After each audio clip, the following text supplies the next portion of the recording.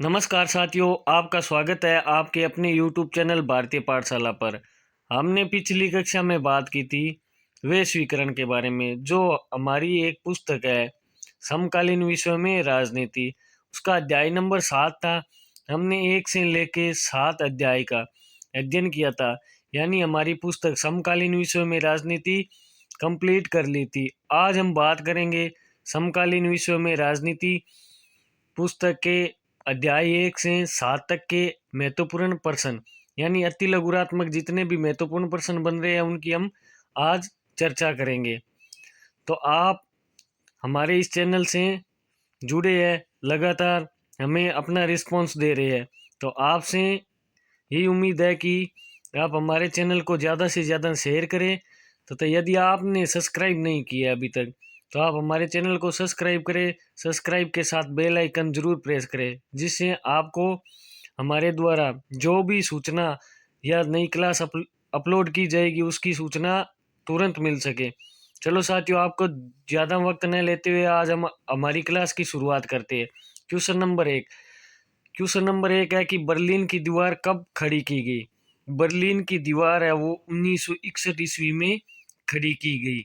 Berlin की दीवार पूंजीवादी तथा साम्यवादी विचारधारा के मध्य क्या थी? विभाजन का प्रतीक थी। बर्लिन की दीवार है 1961 ईस्वी में बनी। इसको 9 नवंबर 1989 ईस्वी को तोड़ा गया। बात करते हैं question number 2। Bolshevik communist party के संस्थापक कौन थे? व्लादिमीर लेनिन थे। यानी बोल्शेविक कम्युनिस्ट पार्टी थी, उसके संस्थापक थे व्लादिमीर लेनिन। सोवियत राजनीतिक प्रणाली की दूरी क्या है? या इसमें मिसप्रिंट हो गया है, दूरी नहीं दूरी क्या है। सोवियत राजनीतिक प्रणाली की दूरी है कम्युनिस्ट पार्टी। जिस पार्टी के संस्थापक कौन थे? व्लादिमीर लेनिन थे। सोवियत संघ कितने गणराज्यों से मिलकर बना था? यानी सोवियत संघ वो 15 राज्यों का क्या था? समूह था, जिसमें इसकी अगुवाई वो कौन कर रहा था? रूस कर रहा था, यूएसएसआर। रूस के प्रथम राष्ट्रपति कौन थे? रूस के प्रथम राष्ट्रपति थे बोरिस येल्तसिन। यानी रूस के प्रथम राष्ट्रपति थे बोरिस येल्तसिन। यूएसएसआर है उसकी मतलब संपूर्ण 15 गणराज्यों की अगुवाई है वो कौन कर रहा था? रूस कर रहा था, और रूस के प्रथम राष्ट्रपति थे बोरिस येल्तसिन। दूसरी दुनिया के पतन का एक परिणाम बताइए। प्रथम दुनिया, दूसरी दुनिया, इनके बारे में हमने चर्चा की थी। यदि आपको नहीं पता है तो आप हमारे प्लेलिस्ट में जाके इसकी क्लास अच्छे से देख सकते हैं। यानी दूसरी दुनिया के पतन का एक परिणाम यह भी था कि शीत युद्ध के दौर के संघर्ष की क्या हो गई थी? समाप्ति। यानी शीत युद्ध की समाप्ति भी क्या थी? दूसरी दुनिया के पतन का एक परिणाम थी। शोक थेरेपी। अब बात करते हैं शोक थेरेपी का अर्थ स्पष्ट कीजिए। शोक थेरेपी क्या है? शोक थेरेपी का अर्थ, यानी अर्थ है आघात पहुंचाकर, पहले क्या पहुंचाना? चोट पहुंचाना, उसके बाद क्या करना?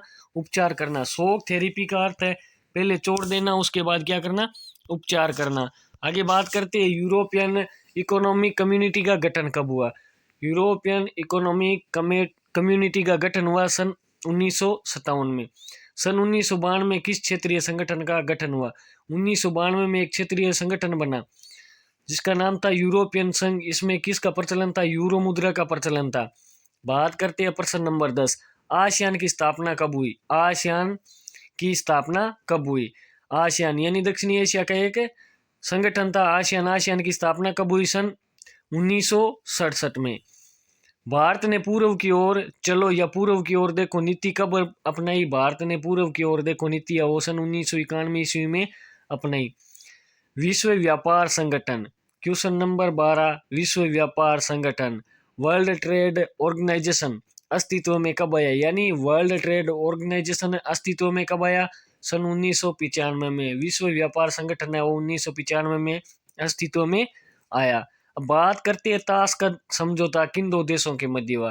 ताशकंद समझौता भारत और पाकिस्तान के मध्य हुआ। ये समझौता 1966 में हुआ।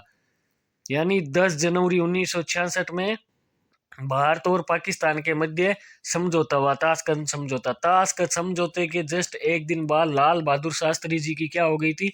डेथ हो गई थी। यानी 10 जनवरी 1966 को ताशकंद समझौता हुआ। 11 जनवरी 1966 को लाल बहादुर शास्त्री जी की क्या हो गई? मृत्यु हो गई। चलो साथियों, अगले क्वेश्चन की बात करते हैं। Question number 14। शिमला समझौता किन दो देशों के मध्य हुआ? शिमला समझौता भारत और पाकिस्तान के मध्य हुआ। भारत और पाकिस्तान के मध्य ये समझौता 1972 में हुआ। बात करते हैं क्वेश्चन नंबर 15। भारत ने सर्वप्रथम परमाणु परीक्षण कब किया? भारत ने सर्वप्रथम परमाणु परीक्षण है मई 1974 में किया, जिसकी थीम क्या थी? बुद्ध मुस्कुराए। यानी मई 1974 में भारत ने सर्वप्रथम परमाणु परीक्षण किया। इसके बाद भारत ने सफल परमाणु परीक्षण है वो 1998 ईस्वी में किया, जिसकी थीम थी बुद्ध फिर से मुस्कुराए। बात करते हैं क्वेश्चन नंबर 16। बांग्लादेश का निर्माण कब हुआ? बांग्लादेश का निर्माण है वो 1971 ईस्वी में हुआ। इस बांग्लादेश निर्माण के कारण ही भारत और पाकिस्तान के मध्य क्या हुआ था? शिमला समझौता। यानी 1971 में भारत पाक युद्ध हुआ, उसके बाद क्या हुआ? बांग्लादेश का निर्माण। फिर बांग्लादेश निर्माण के बाद भारत और पाकिस्तान के मध्य क्या हुआ था? शिमला समझौता हुआ था। क्वेश्चन नंबर 17 की बात करते हैं। श्रीलंका को स्वतंत्रता कब मिली? बात करते हैं क्वेश्चन नंबर 17। श्रीलंका को स्वतंत्रता कब मिली? श्रीलंका को स्वतंत्रता 1948 ईस्वी में मिली। श्रीलंका को प्राचीन में सिलोन नाम से जानते थे। किस नाम से? सिलोन नाम से जानते थे। Question number 18। श्रीलंका का प्राचीन नाम क्या था? श्रीलंका का प्राचीन नाम सिलोन था। इसमें मिस प्रिंट है सिलोंग, गलती से शिलोंग लिख दिया गया है। यानी श्रीलंका का प्राचीन नाम क्या था? सिलोन था। बात करते हैं क्वेश्चन नंबर 19। भारत और पाकिस्तान के मध्य किन्हीं दो समस्याओं के नाम? भारत और पाकिस्तान के मध्य अनेक समस्याएं हैं, जैसे एलओसी को लेकर, लाइन ऑफ कंट्रोल को लेकर भारत और पाकिस्तान के मध्य क्या है? समस्या यह है। कश्मीर विवाद को लेकर भारत और पाकिस्तान के मध्य क्या है? समस्या यह है। सिंधु नदी बंटवारे को लेकर भी भारत और पाकिस्तान के मध्य क्या है? समस्या यह है। तो इनमें से किन्हीं दो समस्याओं के नाम लिखने हैं। भारत और पाकिस्तान के मध्य किन्हीं दो समस्याओं के नाम। समस्या नंबर 1 कश्मीर समस्या, यानी कश्मीर को लेकर भारत और पाकिस्तान के मध्य क्या है? विवाद। समस्या नंबर 2 सिंधु नदी जल बंटवारा। इसके लिए समझौता भी हुआ था 1960 में, सिंधु नदी जल समझौता। बात करते हैं क्वेश्चन नंबर 20। शीत युद्ध के बाद दक्षिणी एशिया में किस देश का प्रभाव बढ़ा? यानी जैसे शीत युद्ध की समाप्ति हुई उसके बाद संपूर्ण विश्व में प्रभाव किसका बढ़ा? दक्षिणी एशिया में प्रभाव किसका बढ़ा? संयुक्त राज्य अमेरिका का। सीधी सी बात है। शीत युद्ध यानी शीत युद्ध से पहले किसके मध्य? यूएसएसआर और संयुक्त राज्य अमेरिका के मध्य विचारधाराओं की लड़ाई थी। जैसे ही क्या हुआ? यूएसएसआर का विघटन हुआ, यानी वो अनेक छोटे छोटे देशों में बट गया या टूट गया, तो उसके बाद संपूर्ण विश्व में या दक्षिणी एशिया में प्रभाव है वो किसका बढ़ा? संयुक्त राज्य अमेरिका का बढ़ा।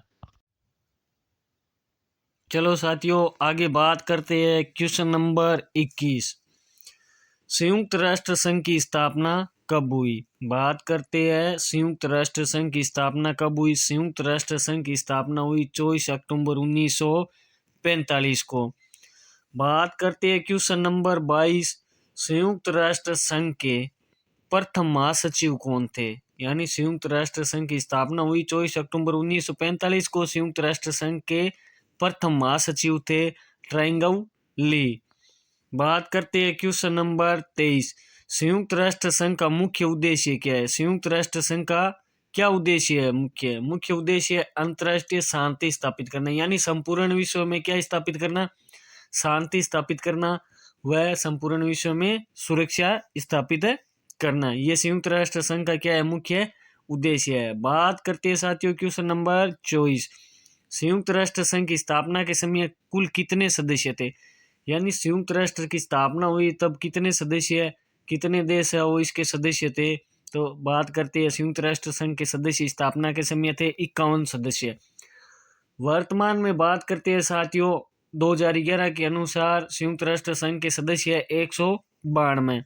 बात करते हैं संयुक्त राष्ट्र संघ, यानी क्वेश्चन नंबर 25। प्रतिवर्ष संयुक्त राष्ट्र संघ दिवस कब मनाया जाता है? संयुक्त राष्ट्र संघ दिवस है वो प्रतिवर्ष 24 अक्टूबर को मनाया जाता है, क्योंकि संयुक्त राष्ट्र संघ की स्थापना वो 24 अक्टूबर 1945 ईस्वी को हुई थी। साथियों बात करते हैं क्वेश्चन नंबर 26। संयुक्त राष्ट्र सुरक्षा परिषद में स्थायी सदस्यों की संख्या कितनी है? संयुक्त राष्ट्र सुरक्षा परिषद में स्थायी सदस्यों की संख्या कितनी है? 5 है, जिनके पास क्या है? वीटो पावर है, यानी निषेधाधिकार प्राप्त है इन 5 सदस्य देशों को। बाकी जो अस्थायी सदस्य है उनकी 2 वर्ष के बाद पुनः नियुक्ति की जाती है। साथियों आगे बात करती है क्वेश्चन नंबर 27। विश्व व्यापार संगठन का क्या कार्य है? साथियों, वर्ल्ड ट्रेड ऑर्गेनाइजेशन की स्थापना जनवरी 1995 ईस्वी में हुई। अब बात करते हैं इसका कार्य क्या है, यानी विश्व व्यापार संगठन वर्ल्ड ट्रेड ऑर्गेनाइजेशन का क्या कार्य है? वैश्विक व्यापार के नियमों का निर्धारण करना, यानी विश्व में जितने भी व्यापार से संबंधित नियम है वो उन नियमों का निर्धारण कौन करता है? विश्व व्यापार संगठन करता है। साथियों, बात करते हैं क्वेश्चन नंबर 28। अंतर्राष्ट्रीय आणविक ऊर्जा एजेंसी, यानी अंतर्राष्ट्रीय आणविक ऊर्जा एजेंसी की स्थापना कब हुई थी? अंतर्राष्ट्रीय आणविक ऊर्जा एजेंसी की स्थापना सन 1957 ईस्वी में हुई थी। बात करते हैं क्वेश्चन नंबर 29। भारत ने क्योटो प्रोटोकॉल पर हस्ताक्षर कब किए? भारत ने क्योटो प्रोटोकॉल पर हस्ताक्षर सन 1997 ईस्वी में की गई थी। इसमें यानी ग्रीन हाउस गैसें उत्पन्न करने वाले देशों में भारत और चीन को क्या दी गई? छूट दी गई। यानी वैश्विक ताप में वृद्धि करने वाले विकासशील देशों में भारत और चीन को क्या दी गई? छूट दी गई। जबकि विकसित देशों के लिए जो वैश्विक ताप में वृद्धि कर रहे हैं उन कारणों पर क्या लगाया गया? प्रतिबंध लगाया गया। इसमें भारत और चीन दो देशों को क्या दी गई है? छूट दी गई है। साथियों, आगे बात करते हैं क्वेश्चन नंबर 30। अपरोध से क्या आशय है? चलो साथियों, जानते हैं अपरोध से आशय। अपरोध से आशय युद्ध की आशंका को रोकने से, यानी अपरोध का आशय क्या है? युद्ध की जो आशंका है, युद्ध होने की आशंका है, उसको क्या है? रोकना है। बात करते हैं क्वेश्चन नंबर 31। किन्हीं 4 विश्वव्यापी खतरों के नाम बताइए, यानी 4 विश्वव्यापी खतरे। विश्वव्यापी खतरे यानी विश्व में 4 महत्वपूर्ण खतरे कौन से हैं जिनको विश्व को क्या है? इन खतरों से सावधान रहने की आवश्यकता है। बात करते हैं 4 विश्वव्यापी खतरे। खतरा नंबर 1, वैश्विक ताप वृद्धि, यानी विश्व में तापमान में क्या हो रही है? वृद्धि हो रही है, जिसके कारण मनुष्य तथा जानवरों में त्वचा संबंधी कैंसर जैसी समस्याएं उत्पन्न हो रही है, दमा जैसी समस्याएं उत्पन्न हो रही है। ओजोन परत से पराबैंगनी किरणें वो स्पष्ट रूप से यानी सीधे रूप से क्या पड़ रही है? पृथ्वी पर पड़ रही है। खतरा नंबर 2, अंतर्राष्ट्रीय आतंकवाद। आतंकवाद के कारण चारों ओर क्या है? भय का वातावरण बना हुआ है। उसके बाद एड्स, ये क्या है? एक बीमारी है। उसके बाद कोरोना तो पीछे आपने देखा ही होगा। यानी ये क्या है? बहुत बड़े खतरे हैं, विश्वव्यापी खतरे हैं। बात करते हैं क्वेश्चन नंबर 32 की।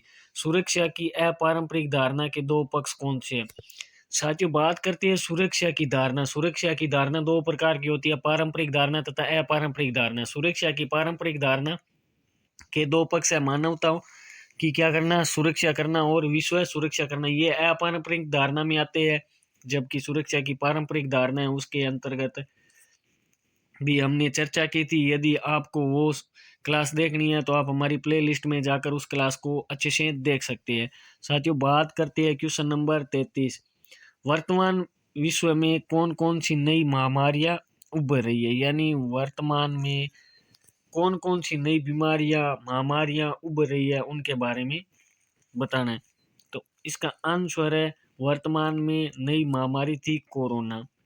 उसके बाद एबोला वायरस, हेपेटाइटिस सी, ये क्या थी? वर्तमान विश्व में उभरने वाली महामारियां थी। साथियों, बात करते हैं क्वेश्चन नंबर 34। 34 नंबर क्वेश्चन है, वैश्वीकरण से क्या आशय है? वैश्वीकरण, हमने पिछले अध्याय में ही वैश्वीकरण की चर्चा की थी। यदि आपको अच्छे से समझना है तो आप हमारे YouTube चैनल भारतीय पाठशाला में जाकर उसकी प्लेलिस्ट है, उसमें जाकर वैश्वीकरण की कक्षा को अच्छे से देख सकते हैं। तो वैश्वीकरण से क्या आशय? वैश्वीकरण से आशय किसी वस्तु, सेवा, पूंजी एवं विचारों का एक देश से दूसरे देश में निर्बाध रूप से, यानी कोई रोक टोक के बगैर क्या करना? परवाह करना। वस्तु, सेवा, पूंजी एवं विचारों का आदान प्रदान करना किसी बिना रुकावट के एक देश से दूसरे देश में, वो ही क्या है? वैश्वीकरण है। साथियों, बात करते हैं क्वेश्चन नंबर 35। आर्थिक वैश्वीकरण का एक लाभ लिखिए, यानी आर्थिक वैश्वीकरण का क्या लाभ है? एक लाभ लिखना है। आर्थिक वैश्वीकरण से विश्व भर में वस्तुओं के व्यापार में क्या होगी? वृद्धि होगी। यानी आर्थिक वैश्वीकरण के कारण ही विश्व भर में वस्तुओं के व्यापार, वस्तुओं का जितना भी व्यापार हो उसमें क्या होगी? वृद्धि होगी। बात करते हैं साथियों क्वेश्चन नंबर 36। पृथ्वी सम्मेलन कब हुआ? पृथ्वी सम्मेलन यानी वो जो जैसे पर्यावरण से संबंधित समस्याओं से निपटने के लिए एक सम्मेलन बुलाया गया, उस सम्मेलन का नाम था पृथ्वी सम्मेलन। ये पृथ्वी सम्मेलन, इस सम्मेलन को रियो सम्मेलन या पृथ्वी सम्मेलन के नाम से भी जाना जाता है। ये सम्मेलन सन 1992 में रियो डी जेनेरियो, ये ब्राजील का एक शहर है रियो डी जेनेरियो, वहाँ हुआ था पृथ्वी सम्मेलन 1992 ईस्वी में। क्वेश्चन नंबर 37 की बात करते हैं साथियों, रियो सम्मेलन या पृथ्वी सम्मेलन की सिफारिश को किस नाम से जाना जाता है, यानी इसमें जो सिफारिश की गई उस सिफारिश को किस नाम से जाना जाता है, एजेंडा 21 के नाम से। यदि साथियों आपका इस यानी एजेंडा 21 और पृथ्वी सम्मेलन का सटीक और विश्लेषण जानकारी प्राप्त करनी है तो आप हमारी प्ले लिस्ट में जाकर पर्यावरण एवं प्राकृतिक संसाधन अध्याय दे रखा है उसका अध्ययन कर सकते हैं। उसके बाद साथियों बात करते हैं क्वेश्चन नंबर 38, वैश्विक संपदा के 4 उदाहरण लिखिए। सांझी संपदा, वैश्विक संपदा, इसके बारे में हमने जानकारी हासिल की थी, यही वही अध्याय है पर्यावरण एवं प्राकृतिक संसाधन वाला। साथियों वैश्विक संपदा के 4 उदाहरण है।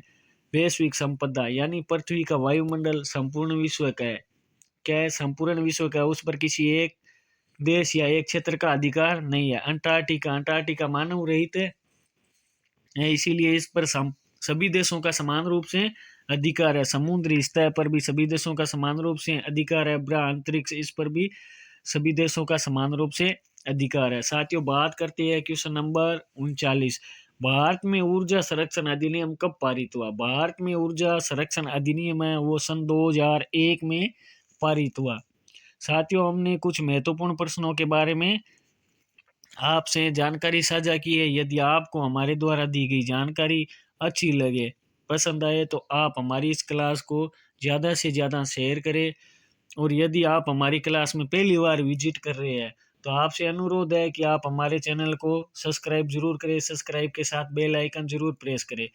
साथियों इसी के साथ लाइक, कमेंट एंड शेयर जरूर करें। धन्यवाद साथियों, जय हिंद, जय भारत।